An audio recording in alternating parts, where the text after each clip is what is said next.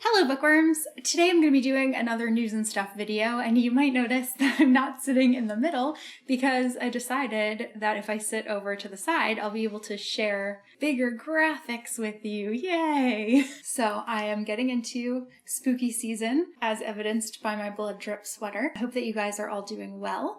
And first and foremost, I just want to say that every single person who replied to my question in the last video about whether you wanted to be spoiled on book boxes, literally every single person said yes. There wasn't a single person that said no, so we're gonna go for it. I'm gonna start off with those. I'm gonna lightning round these quickly, but these are guesses. Obviously, they're all based on teasers and aesthetic reels and themes that were announced by the book boxes. So just a disclaimer that there's always the possibility that I'm incorrect about what the choice is. However, that hasn't happened in a while. So I think like I'm pretty good about knowing what's going to be there, but there is always a chance. I don't want someone to think that what I say is it, just in case. So starting off with September, the September Illumicrate book of the month is A Study in Drowning by Ava Reed. Moving on to Owlcrate, the September YA Owlcrate book of the month is also A Study in Drowning by Ava Reed. They do have two very different covers. Illumicrate is a UK company and Owlcrate's a US company, so Owlcrate kind of seems to be redoing covers completely, so I'm pretty interested in seeing what their edition is going to look like. Illumicrate, it'll depend, but I wouldn't be surprised if they kept some elements of the UK cover. Moving on to the September Adult Owlcrate book of the month. That one's going to be After the Forest by Kel Woods. For this one, I really like the UK cover better. Again, Owlcrate tends to redesign things, so pretty excited to see what they will come up with. The September YA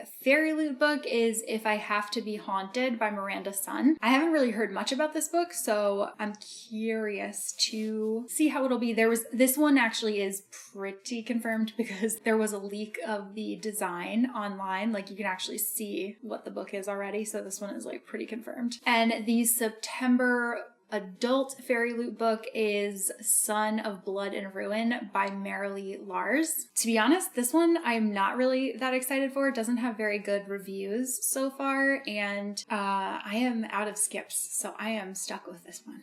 Next, so the Bookish Box just flat out announces what book they're gonna have. Sometimes Illumicrate does the same thing. I think that they might have announced A Study in Drowning. But anyway, so for September for the YA, the Bookish Box, they are doing Guardians of the Dawn Zara by S.J. Jones, which is supposedly Sailor Moon inspired, and that sounds very appealing. The September Adult Book of the Month for the Bookish Box is Fall of Ruin and Wrath by Jennifer L. Armentrout. I can never remember what order to say that title in. Then moving on to October, so we've already gotten in October, I think it was an aesthetic teaser reel from Illumicrate, and we also got emoji hints, so this is another repeat. It seems like in October, Illumicrate's going to be doing After the Forest by Kel Woods as well. Again, I really like the UK cover better on this one, so I kind of hope Illumicrate keeps that original cover, maybe changes some colorway, or even if they kept it how it is and just gave us some great sprayed pages and some hardback foiling, I'll be very pleased. The October YA Fairy Loot book seems to be The Forest Grimm by Catherine Purdy. She is the author of Bonecryer's Moon or Bonecryer's Dawn, or those might be the two books in the series, which I was always interested in, but I actually never read those. This one sounds pretty fun. It's very fairy tale-esque. And the October Adult Fairy Loot book of the month seems to be The Hurricane Wars by Thea Guanson. And we have not yet gotten any hints or themes or anything for Owlcrate. Now moving on to the rest of special edition book news. So the first thing I want to talk about that I am the most excited for is that LitJoy has announced another Neil Gaiman book. They're going to be doing a special edition of Coraline by Neil Gaiman. Same thing like they did with Stardust. There is going to be a limited slipcase edition, and then there will be a wider release for the regular special edition. I think that their cover art is just so perfect for this book, and Coraline is one of my favorite Neil Gaiman books, so I am counting down the days until I can buy this one. Then The Broken Binding released their mock-up for their 10th anniversary revised edition of The Bone Season by Samantha Shannon. The pre-sale for Tier 1 and Tier 2 has already happened. I believe general sale happens tomorrow from the day that I'm filming this, but with the response that they had to Priory of the Orange Tree, I would not be surprised if they really stocked up on this one, and they do always hold back copies for general sale. So I think there's a good chance that it could still be available by the time my video goes up, which will be on Monday. They also confirmed that they are planning on doing the rest of the books in the series, which I predicted in my last video, and I feel really good about getting that right. So if you are looking to get all of the revised editions of the Bone Season in hardcover, this so far is your only chance that we know of. The publisher has said that they are only doing the first book in hardcover, and then the rest of the revised editions will be releasing in paperback. Next up, Barnes & Noble is releasing exclusive paperback editions of Ninth House and Hellbent by Leigh Bardugo, and I was personally offended by this announcement because I truly thought it was going to be an announcement for book 3, and then it ended up being paperback special editions. These are releasing on January 9th, and I do think they're really lovely. Then The Broken Binding revealed their mock-up for The Will of the Many by James Islington. This cover seems to be pretty divisive, and I unfortunately fall on the side of not liking it. It's actually probably one of the first Broken Binding editions they've ever released that I don't like, which is like shocking. They have just had no misses for me so far outside of this one. It's also a shame because I ended up going through the artist's Instagram and I liked every single other piece of art that they have posted. Like they really are a great artist, but the cover that they chose for the book, just like, I don't know, it's very flat, it's very gray. It kind of looks like the guy's like a little naked on the cover, and the title placement is just weird. I'm actually really curious if the original dust jacket will fit this copy because I am kind of tempted by it and buy an original edition and then just like use the other dust jacket on it. I do really like the naked hardcover and like the Greek column on the sprayed pages in the spine. This art actually like really reminds me of something that you would see on an edition from either Subterranean Press or Grim Oak, and I feel like the Broken Binding thus far has been very unique. So it was kind of like upsetting to see something in the vein of another company when I like love what they've been doing so far. Next, Fairy Loot revealed their edition of The Unmaking of June Farrow by Adrienne Young. This is her next adult thriller novel. It's actually classified as like a mystery romance, and it's again set in a small town. Sounds like it's going to be really atmospheric. I still have to read The Spells for Forgetting, but I'm planning on doing that this October. Provided I like it, I'll definitely be picking up this one too. Then The Broken Binding revealed their mock-ups for the Powder Mage trilogy by Brian McClellan. This is the next sub-series, so anyone who is subscribed to the Broken Bindings monthly subscription will be getting the 3 books in the Powder Mage series from October through December. The images, like the connected image on sprayed pages, is super cool, as are the end papers and the naked hardcovers. I think that they did a really nice job designing these ones. They're also doing like series art instead of foiling on the hardcovers, which I think works really well for the series. I don't think that foiling would really like fit with the Powder Mage trilogy. Not that I've read it, this is actually just my feeling based on the original covers. I'm getting these and I'm pretty excited to do so. I've been wanting to read the series for a while. Then Page and Wick announced that they're going to be doing a special edition of The Sword of Kaigan by M.L. Wang. This is just stunning. The sky in this artwork is unbelievably beautiful. This is a smaller UK-based book box, but it does seem to ship to a lot of countries, so just check their FAQ list and make sure they ship to you if you're interested in this one. Then the Bookish Box announced a new sale date for Carissa Broadbent's The War of Lost Hearts series. This will include Daughter of No Worlds, Children of Fallen Gods, and Mother of Death and Dawn. We don't have any mock-ups yet, but these will go on sale on general sale on October 2nd. Then Fox and Wit announced that they're going to be doing a special edition of Paladin's Grace by T. Kingfisher. I really enjoy the artwork on this one. I think this is a really beautiful redesigned cover, and in the comments section it seemed they said that they can't confirm that they will be doing the rest of the series. However, they always typically try to complete books in a series or the same world if possible, so it's probably going to depend on how well this one sells. Then it was announced that Shatter Me by Tahira Mafi is getting a collector's edition. This one has a new hardcover design, sprayed edges, and a gold ribbon bookmark,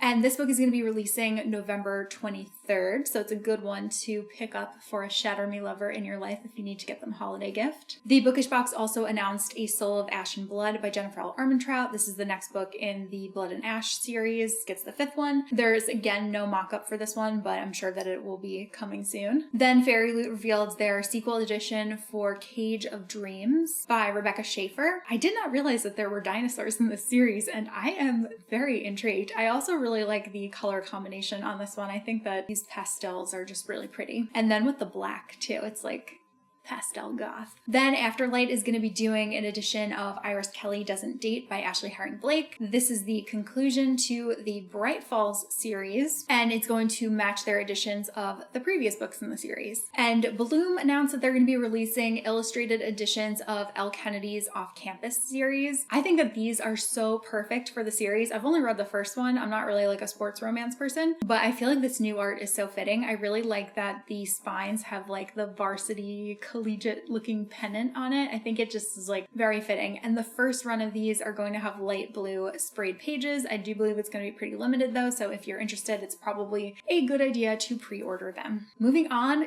to cover reveals. First up, we have The Warm Hands of Ghosts by Catherine Arden. I am so excited that Catherine Arden is coming out with another novel. I think that this cover is just absolutely beautiful. She said that it took her 5 years to write this book. It's about love and war and escape and music and the face of evil, so there's a lot going on in there. And this one's coming out on February 13th, so right in time for Valentine's Day. Then Christopher Ruccio revealed the cover art for Empire of Silence, the Diamond Edition that is being released through the Kickstarter that he had earlier this year. I really like this art. I think it's so cool. I love retro covers. So like retro fantasy covers, retro sci-fi covers, those are just my favorite. I think that Hadrian is giving like Han Solo vibes, which I'm very into. And I also just really love the typography of the title text. I think this is just overall like absolutely stunning. Then Harper released new paperback covers for the Howl's Moving Castle series by Diana Wynne Jones. I absolutely love the illustration style on these. I think that these are so beautiful. They're actually currently out. So I don't know like when they got announced, but they recently posted about them and I was like, how did I miss these? I feel like other people have probably missed these. So now you know.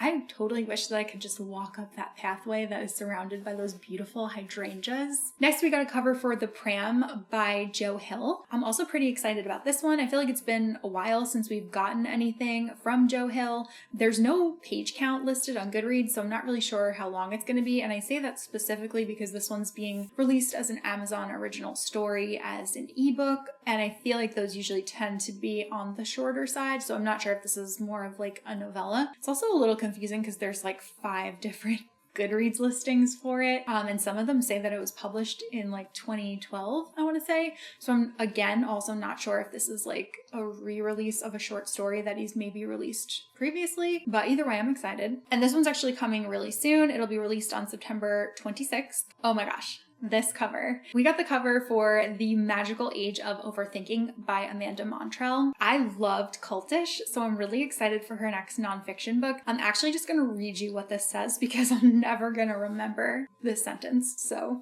just bear with me. Okay, so this one is described as a delicious blend of cultural criticism and personal narrative that explores our cognitive biases and the power, disadvantages, and highlights of magical thinking in the information age. One of the chapters is called Are You My Mother, Taylor Swift?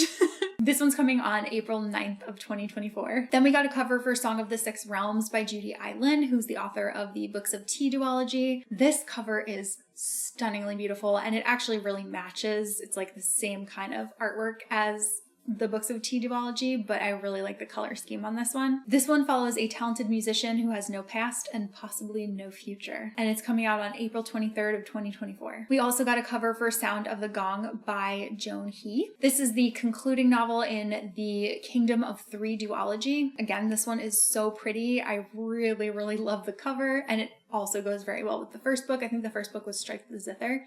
Haven't read it yet actually, but very intrigued. Then we got the UK cover reveal for The Crimson Moth by Kristen Ciccarelli. This one is a romantasy following a vigilante witch and a notoriously unforgiving witch hunter, and is coming out in February of 2024. Then we also got a US cover for it, but the US one actually has a different title. So the US one is called Heartless Hunter. This one's actually being released 9 days earlier than than the UK version, but I personally like the UK cover better. Then we got a cover for Dragon Rider by Taryn Matheru. This is Taryn's adult fantasy debut, and it's the first book in the Soulbound saga. It involves magic, warriors, and dragons, so I'm definitely going to be checking this one out. This one comes out on April 2nd. Then we got a cover for A Botanical Daughter by Noah Medlock. This one's described as Mexican Gothic meets The Lie Tree by way of Oscar Wilde and Mary Shelley. This is a horror debut, and it's about two Victorian gentlemen who are hiding their relationship in a botanical garden, and they embark on a Frankenstein-style experiment.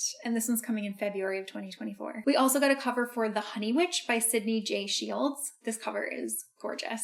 This is a debut sapphic fantasy novel that's described as Jane Austen meets practical magic, and it's following a witch who can never find true love. This one's coming May 14th, 2024. Then we got the cover for Fathom Folk by Eliza Chan. This is a modern myth-inflected story of revolution and magic set against the semi-submerged city of Tian Kwai. I hope I'm saying that right. I really love this cover. This one's coming out in February of 2024. Then we got a cover for Queen of None by Natanya Barron. This one's coming from Solaris Books. This one's coming in May of 2024, and I just think that this cover is like perfect.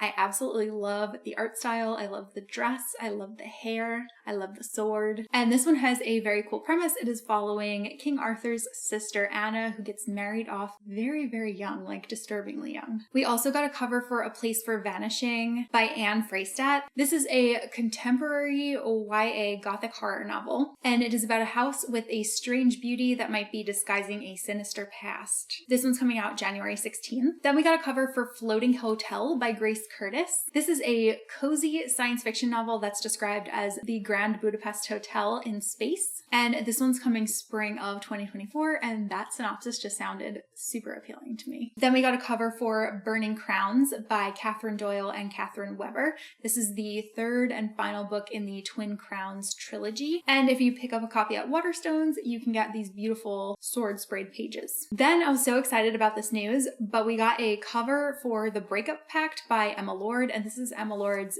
debut adult romance novel. I really loved the YA contemporaries that I read by Emma Lord, but I have pretty much like aged out of YA contemporary. It's like very rare that I'll pick one of those up now, and I love Emma Lord's writing, so I'm really excited to watch her tackle a new genre. I think that this is an area that she can be extremely successful in, and I'm so excited to pick up her first book. I also really like the color combination on this cover. It's like very vibrant, very fun. It's giving like California vibes or Barbie vibes, but it is a while away. It's not coming out until August 13th of 2024. And the last cover reveal that I have to share is The Teacher by Frida McFadden. Frida McFadden is the popular thriller novelist who often has her work available on Kindle Unlimited. I haven't actually read anything by her yet. I do want to. I do feel like I hear people talk about her all the time, but I really like this cover. I think it's a lot of fun. It kind of reminds me of the movie poster of Teaching Mrs. Tingle. I don't know if like anyone is as old as me to have seen that movie. I'm probably like really aging myself, but that was a classic when I was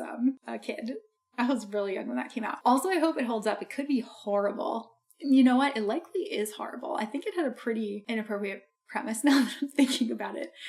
We might have to just cut that whole section.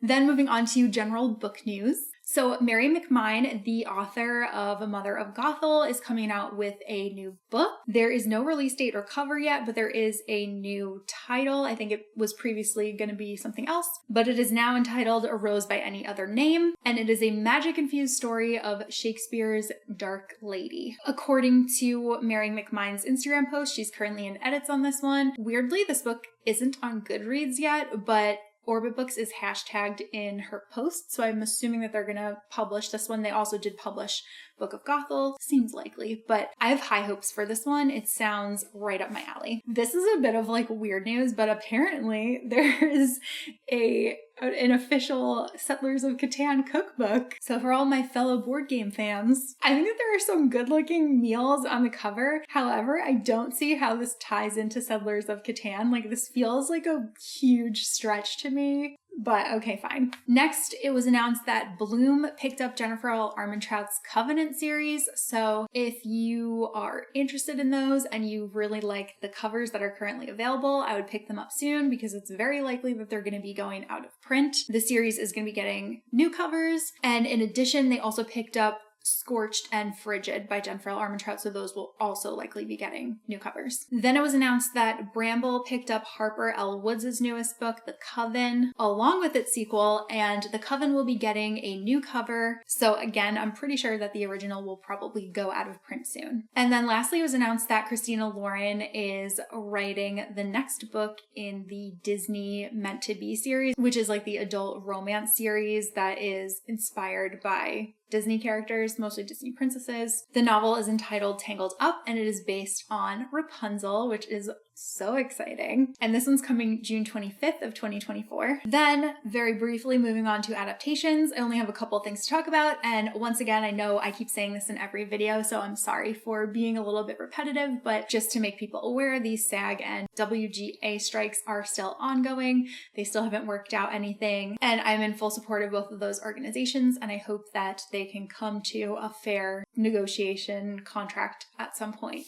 So first up is one that is affected by the strike. Dune 2 has been pushed back until March 15th of 2024. It actually is like finished and ready to go. However, executives said that since SAG is on strike, they're worried that the actors won't feel like doing like press for the movie, and they think that that will hurt the release, which seems like a BS excuse and highly unlikely. I think that anyone who saw the first Dune movie is going to see the second Dune movie. So whatever. Then another piece of pretty sad adaptation news is that Holly Black recently posted on Instagram that Disney Plus is no longer going to be streaming the Spiderwick Chronicles. The show is completed, it's finished. Holly said it's really good, but Disney has decided against airing it. So her and her partner are currently shopping it to other networks. They are obviously hopeful that it will be streamed somewhere else. Always sad to hear that kind of setback. Next, the Twilight Saga films are getting a 15th anniversary special like Blu-ray edition. It's actually pretty nice, and there's supposed to be 12 hours of bonus content. These are going to be available on October 17th, and it actually kind of makes me want to rewatch the movies. Then Vanity Fair released our first look at season 2 of Our Flag Means Death, and it was also announced that the second season is going to premiere on October 5th, which I'm so excited about. I really love this series. If you haven't watched the first season yet, you should absolutely do it. It is amazing. Next, it was announced that Barbie is officially coming to IMAX for a 1-week limited engagement. It's going to be the week of September 22nd. And in case you've already seen Barbie and you're like, why would I go and see it again in theaters? The one incentive, aside from it being an IMAX and a really fun movie, is that there will be bonus footage shown at the end, kind of like a post-credits. Not necessarily scene, it's just referred to as footage, but it's footage that was chosen by Greta Gerwig herself. Next, the live-action adaptation of One Piece is currently on Netflix, and I would love to hear what fans are thinking of it. I myself am really interested in starting One Piece. However, I want my first introduction to the series to be either through manga or the anime. I don't really want it to be the live-action adaptation. So if you are a fan, I'm really curious to hear what you're thinking of the show so far. Then this is just going to be like a totally out of left field piece of news that I feel like talking about for anybody else. It's probably going to be like super niche, but if anybody else watches Bravo shows, it was just announced that Lindsay and Carl from Summer House broke up, which is so upsetting because they were supposed to be getting married, and it seems like the upcoming season of Summer House is largely about planning their wedding. But it also sounds like maybe Carl kind of blindsided Lindsay and broke up with her on camera, like at the end of the season, which is so sad. I've heard like some conflicting things. I've heard people saying that like, you know, maybe they're just trying to compete with Vanderpump Rules for views because everyone knows what happened with Scandival. And I could totally see Lindsay like being involved in something like that because Lindsay did work in PR, so she does understand what's going to be good for her. I don't think like she would like the public humiliation of getting broken up with on camera, especially if Carl kind of like orchestrated this without her knowing. But I would not be surprised if they end up getting back together and end up getting married at some point. There's probably like 2 of you that appreciate me talking about this, so you're welcome. And then last thing, which is another kind of different piece of news, is that Sideshow Collectibles put up their Caleb Widogast statue for pre-order. I pre-ordered mine immediately. I think Caleb looks really awesome. I love the outfit that he's in. I'm also so glad that we get a little mini Frumpkin. Frumpkin is his like super cute Fae cat. And I also love that he is holding a book. So I'm excited about this. And that's the last thing that I have to talk about. So let me know if you've found anything new in here. I hope that you guys enjoyed me spoiling some of the book boxes. I don't even know what my favorite piece of news is. Also, thank you guys so much for everyone who tells me that you appreciate these videos in the comments. It really means a lot to me because they are a lot of work between finding and compiling news and then getting all the images, inserting all the images into the video. It really takes me a lot of time. So I really am thankful that you guys appreciate these. Thank you for watching them. That's all that I have for this video. So I will see you guys soon in a new one. Bye.